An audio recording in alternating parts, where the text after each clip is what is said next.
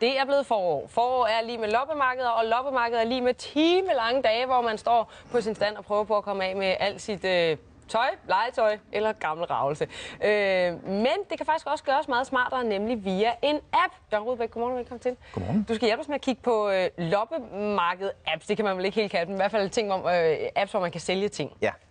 Hvorfor er det smart med apps? Du ved, vi kender jo alle sammen Den Blå Avis og Lauritz og Kom og så videre. Hvorfor er det smart med apps lige pludselig? Jamen, så har du dit lille loppemarked med dig altid.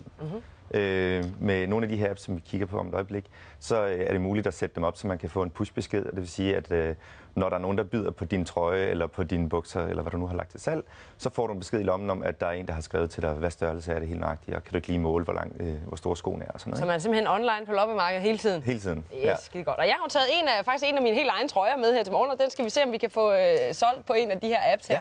Ja. Den første app, vi skal kigge på, det er den, der hedder Reshopper. Ja. Prøv lige at forklare, hvad man kan sælge på den. Og det er sådan en Reshopper, det er en dansk udviklet app, og den er især stilet mod børnetøj og børneudstyr i det hele taget, at man kan sælge sine brugte sager, hvis de bliver for små på et tidspunkt. Ikke?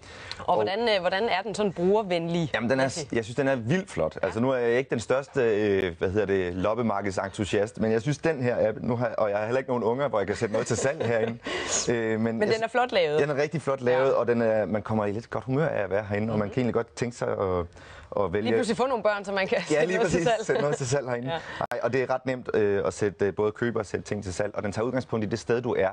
Så når vi nu er her midt i København, så tager den udgangspunkt i det, der er tættest på. Så du ikke nødvendigvis behøver at køre til Aalborg for at købe en ny rangle? Lige præcis. Okay, lige præcis. Det er jo meget smart. Ja. Yes. Koster den noget, den app her? Og det er der ingen af dem, der gør. De er alle sammen gratis. Okay. Så hvis man har børn, så er det altså Reshopper, som er en god app til det? Ja.